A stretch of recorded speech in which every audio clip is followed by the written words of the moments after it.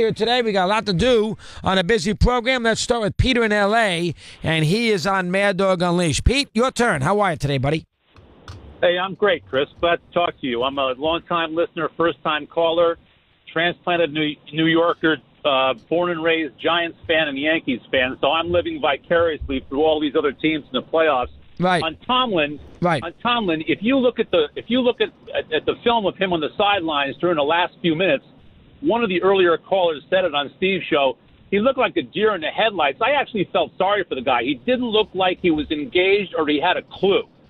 And yet, all that said, I wouldn't let that guy go because you said it a few minutes ago. It is hard to repeat in professional sports. I don't care whether it's football, baseball, or what.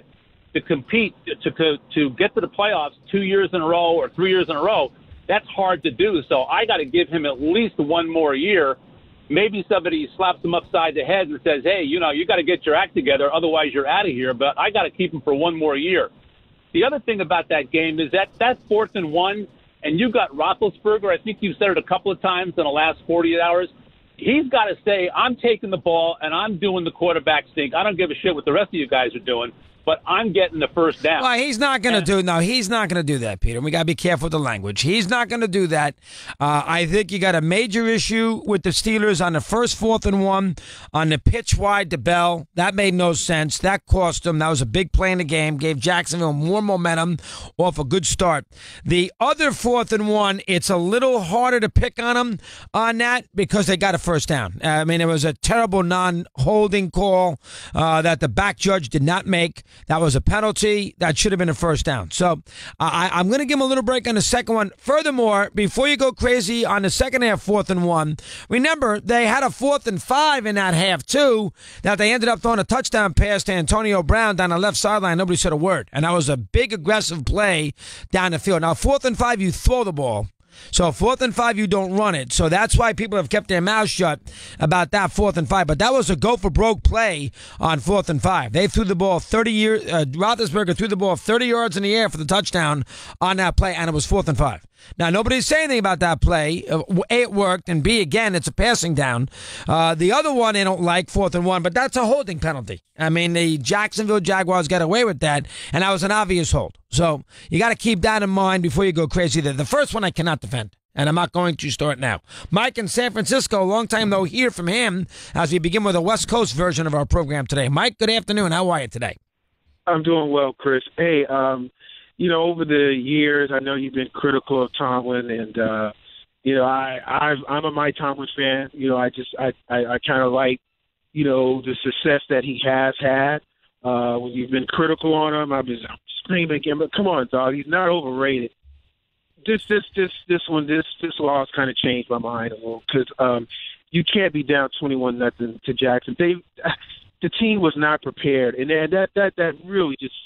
That's a bad loss. That's a horrible loss. That's a terrible loss. I mean, it's a terrible loss for a variety of reasons, one of which is they lost to him in Week 5. The Jacksonville Jaguars are not good enough to walk into your building to beat you twice in the same calendar year. That's what bothers me more than anything else. Go ahead. Yeah, and it's just like over the years, Brown videotaping, playoff the playoff victory last year, the divisional round. Right.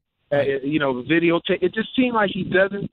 And this is across the landscape of all the NFL players. There's a me attitude. There's a diva attitude. But that Tomlin, you got to have your team ready. You can't be down 21. I didn't get to pay a lot of attention to the game, but when I saw they were down 21-0, that's it. He did not have them prepared. So I think he's got to come back, but I think they're going to look at him a little different next year. He is not 100%. He is not going to get away with this next year. Next year, they are going to have to do, and Mike hit it. They're going to have to obviously have a good year, and they're going to have to go deep in the postseason. That's as simple as that.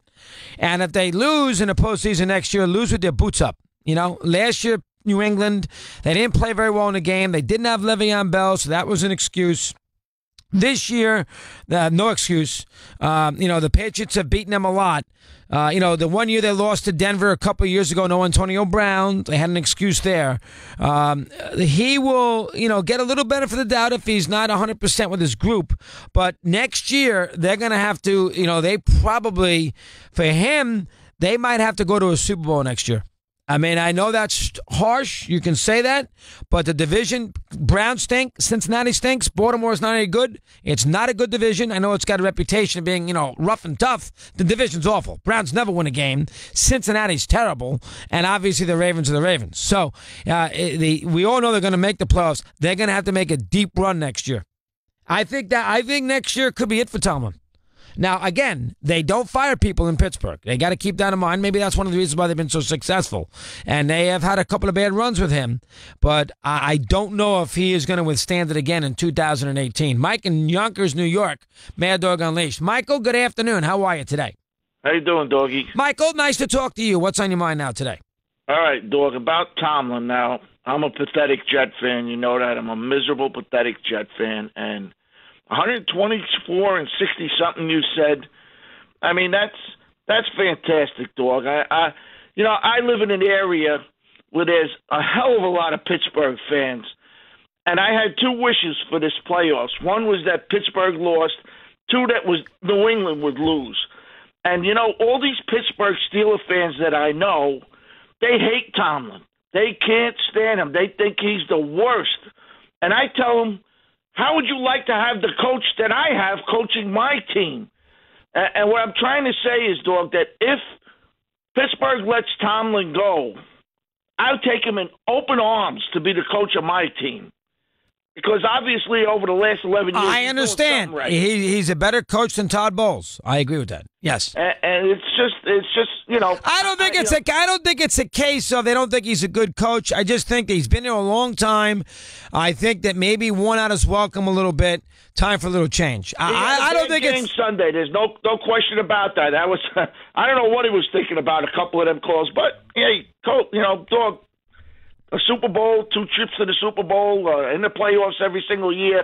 You can't knock that. Mike, I get it. I mean, and that's what probably is calmer heads will prevail, and that is what they will say. Remember, the Maras and the Rooneys, this is what they believe in now. This is what they used to believe in, and I'm going to assume that it's pretty much the same thing. The Maras and the Rooneys believe, as far as the regular season is concerned, it's a successful season if we have every game means something. That is the first level of success. Now, obviously, Pittsburgh had every game this year. Means something. I mean, based on record. Now, I know week 17, but I mean, they were good. So their whole season was good. That's how Wanting Tamara used to consider it all the time, and I'm sure Art Rooney felt the same way. And if you read the quotes from Khan, the owner of Jacksonville, anybody see those quotes on Sunday with him? He said, geez, I was just hoping this year we would play well in December. Same theme. Play meaningful football late in the season. A lot of these owners believe in that. And I know Mara does. And I don't know what the Steeler thing is. Do they feel that you should make the playoffs with this group? They do have 3 Hall of Famers on the offense. I'm not sure. But I just think this loss really stung. I mean, I think the fact that they chirped, the fact that they appeared, a little looking ahead, they got off to a terrible start. They don't beat the Patriots anyway. That lost December 17th. I think there's a lot of facets to this one that has the Pittsburgh group, fans, players, ownership factions, a little perplexed. Half past. Good to have you aboard on a busy show. On a Tuesday, we're back after the update here on Mad Dog Unleashed.